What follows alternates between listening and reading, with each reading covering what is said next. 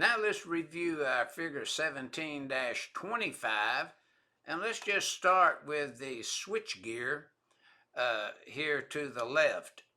And notice we have high voltage cables coming in the high voltage section, and then we may have some low voltage cables going out from the low voltage side, and we may have a little transformer in here that would bring in the high voltage and terminate and then come off the transformer and provide lower voltage.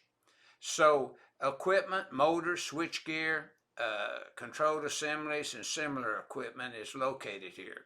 Now notice our high voltage cables.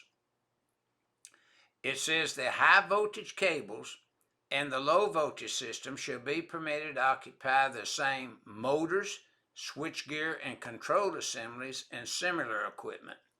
As you see here, we have high voltage coming in and low voltage coming in.